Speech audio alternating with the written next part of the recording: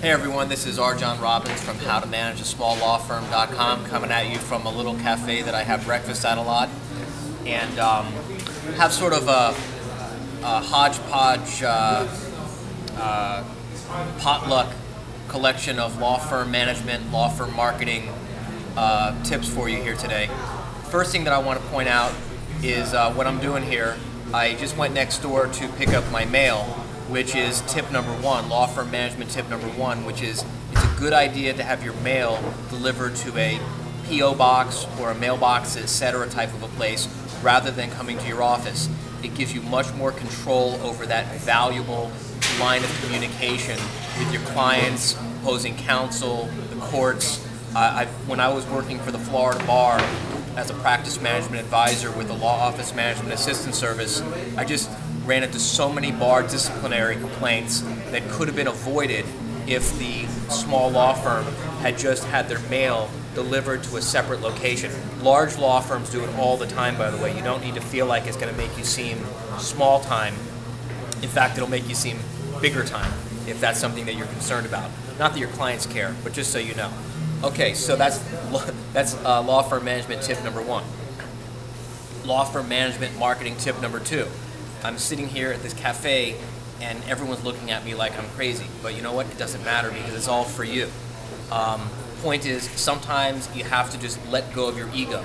It doesn't matter if other attorneys in your local market who don't understand the things you're now learning about law firm management and law firm marketing, because you're going to start doing things differently and you're going to start appearing differently, but significantly you're going to start making much bigger, better, different deposits into your bank account. So don't worry about what the other attorneys in your local market are saying about you. You know, like I'm here, there's people looking at me like I'm crazy. It doesn't matter, because what I keep my mind focused on my goal, which is helping you so that you can help me achieve my financial, personal, and professional goals, allowing me to live this lifestyle that I enjoy. All right. Law firm management and marketing tip number three. In the small law firm revenue doubler system, one of the modules is all about creative billing strategies. And one of those billing strategies is collateralizing your fee agreements. So if the client does not have enough cash to pay you, you can actually earn a premium fee by giving them terms that are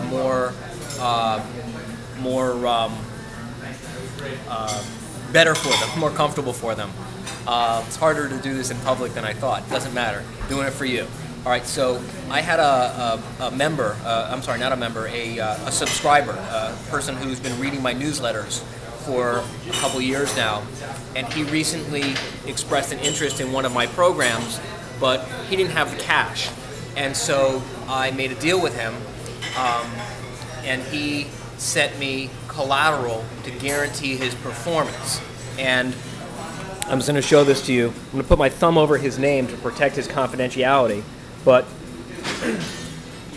this package arrived for me today, and inside of it is his collateral. Let's see if we can open it up together and see what's inside.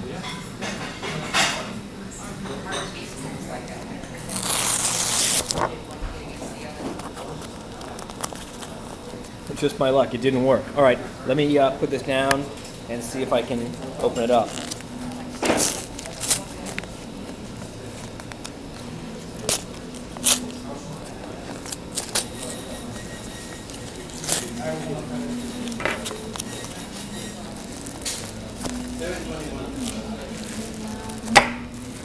The collateral is the necktie that he wore at his wedding, and I don't know if you can see that. That is a ring that he inherited from his grandfather. Has very little pecuniary financial value, economic value. In fact, he declared to me in a statement that the total value in this package is probably under $100, but is guaranteeing thousands of dollars of performance because it has sentimental value to him. So, a couple of law firm marketing and management lessons here. Number one, your trust account. Your trust account is to be used to hold any property that your clients have a right to get back, even if the right is slim or very, very distant. As long as the client has a right to get the property back under any circumstances, that property goes in your trust account. That goes for cash. That also goes for documents. You got a lot of trust account documents in your files. You need to watch my video, Simple System for Managing a Trust Account That Won't Make You Feel Like a Schmuck, for all of the details about how to handle your trust account property, including tangible property. But in this case, I've got this collateral, and what I'm going to do is, first of all, you'll notice that I had him seal it in a bag. Normally, if it was very valuable, I would have it appraised. But since he declared that the value is very little, it really was not cost effective to get it appraised. So what we did was we just took some reasonable steps. He sealed it in a bag. You can't, I don't know if you can see on this video, but this is actually taped and sealed with the date and his signature on it.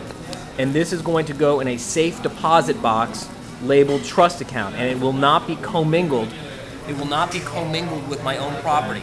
A lot of attorneys throw it in their office safe box. That's a violation of bar rules. Do not put trust property in your office safe. It has to go into a safe deposit box or a bonded warehouse if it's an automobile or something like that. So I don't know. I've lost count of how many law firm management and law firm marketing lessons I've shared with you here today. I'll tell you that if you applied all these lessons, this would have saved countless attorneys that I've worked with in the past, bar disciplinary complaints, help them earn more money, help them get more clients. Maybe you'll watch this twice and get some great lessons from it. All right, I am going to get my check now and go to the bank and put this into a bank safe deposit box. I wish I could open this up to show you, but it looks like a ring from a championship ring and some sort of a burgundy tie.